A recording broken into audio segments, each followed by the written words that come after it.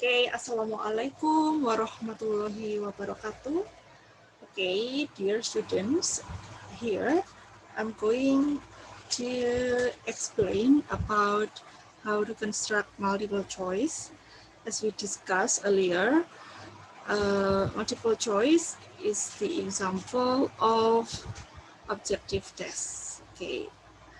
Nah, jadi kita kemarin sudah discuss ya tentang objective test dan subjective test, yang mana multiple choice ini adalah salah satu bentuk dari objective test. Nah, sekarang bagaimana cara menyusunnya atau bagaimana sih cara membuat multiple choice yang baik?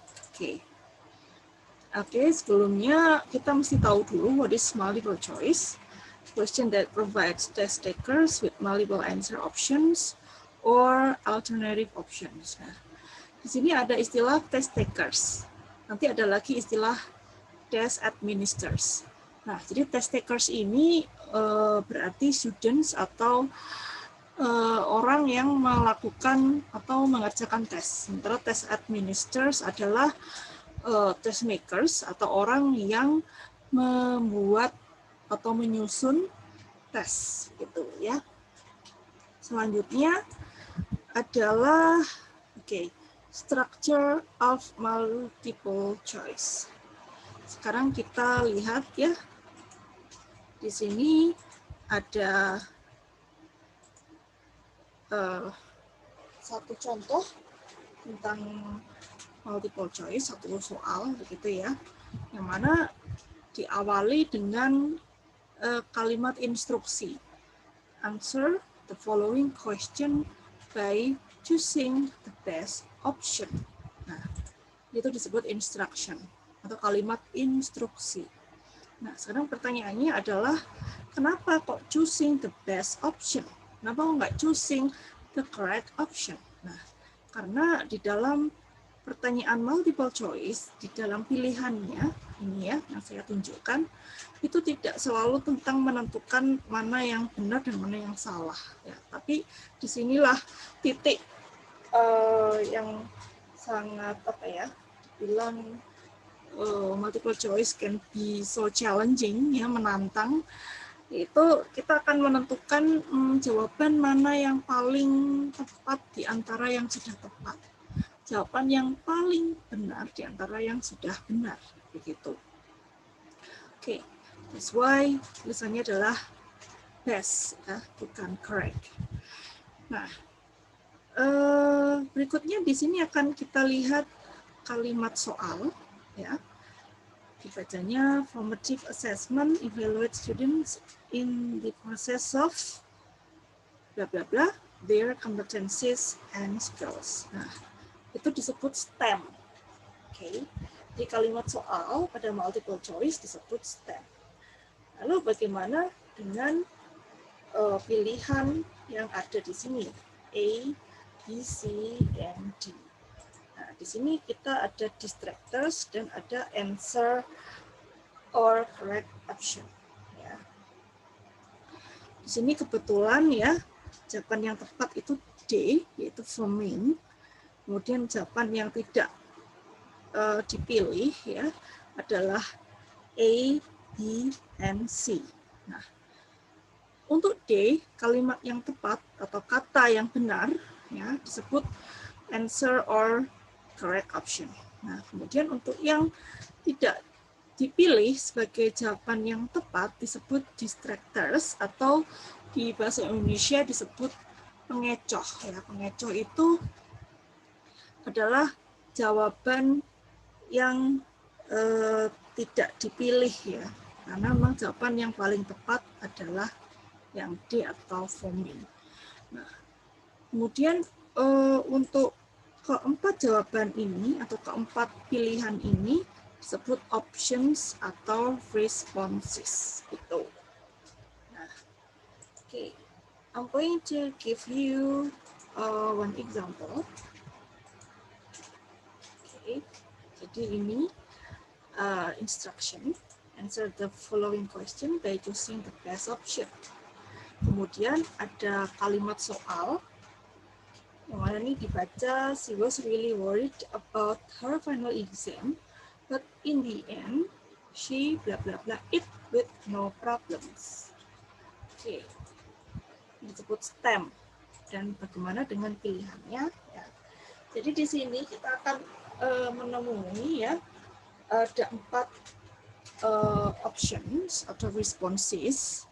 Yaitu yang pertama got through, kemudian got over, got under, dan kemudian got on with.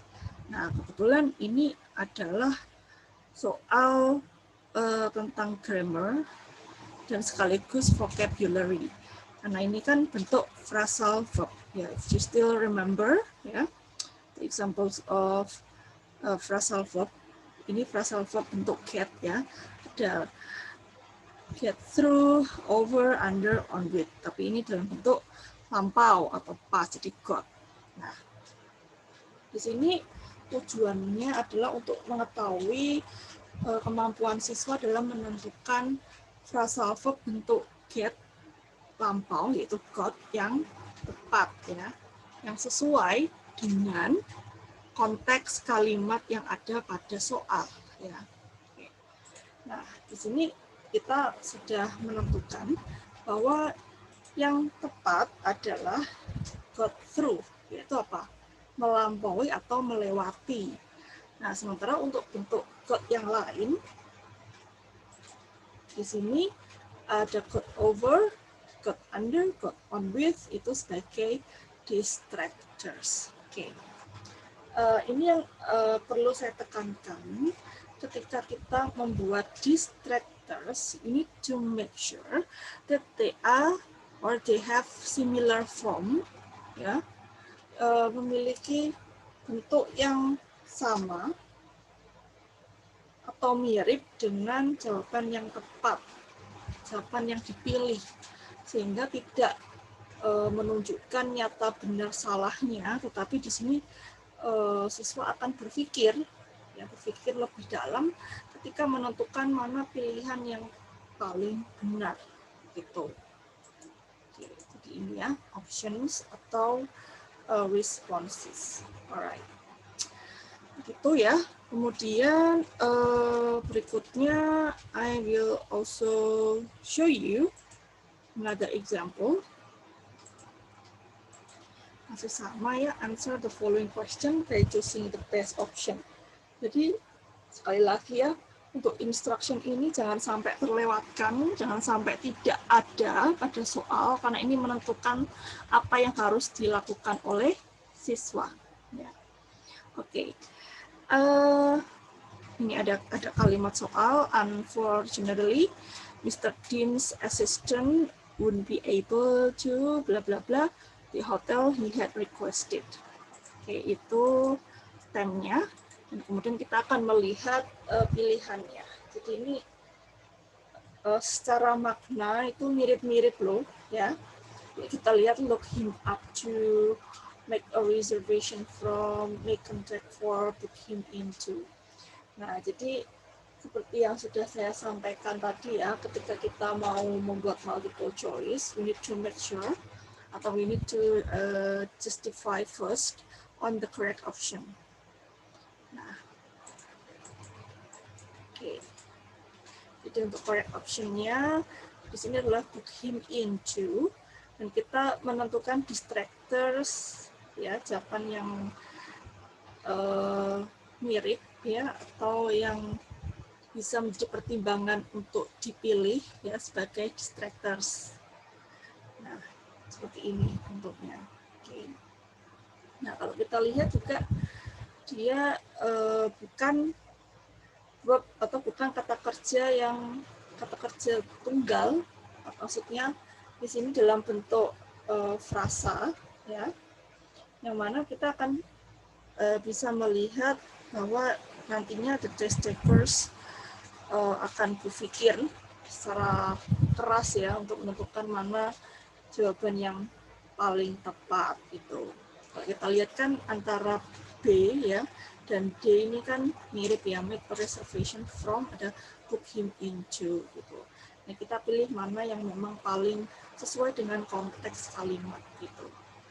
Nah, pada intinya ya, dalam kita menyusun tes atau item tes, kita perlu menentukan tujuannya apa dulu. Jadi seperti yang sudah kita bahas di mata kuliah perencanaan pembelajaran, pada saat kita menyusun RPP, di situ kita akan menentukan tujuan pembelajaran, kemudian indikator pembelajaran. Nah, jadi soal ini tersusun merujuk pada tujuan pembelajaran, kemudian untuk mengujikan indikator pembelajaran. Oke, kalau kita flashback ya, di example yang pertama tadi, oke, cek ya, ini ya, di sini tentang phrasal verb. Jadi di sini untuk menentukan indikator bahwa siswa atau peserta didik telah mampu menentukan atau mengidentifikasi phrasal verb ya yang sesuai dengan konteks kalimat. Oke, nah maka muncullah bentuk item test seperti ini. Gitu. Jadi itu ya yang perlu dipahami ketika kita akan menyusun multiple choice. Jadi memang di multiple choice kita sebagai test administrators itu butuh waktu yang cukup lama saat menyusun atau membuat tesnya. Ya, akan tetapi akan lebih mudah ketika sudah masuk ke koreksi atau menentukan berapa jumlah soal yang dijawab benar oleh siswa, karena sudah ada jawaban benarnya kan, tinggal menentukan berapa yang benar, berapa yang salah lebih cepat. Tapi kita akan butuh waktu yang lumayan agak lama pada saat membuat soalnya. Itu mungkin yang saya sampaikan ya terkait multiple choice. Jika ada pertanyaan bisa ditanyakan di saat jam perkuliahan. Jadi itu sekian. Assalamualaikum warahmatullahi wabarakatuh.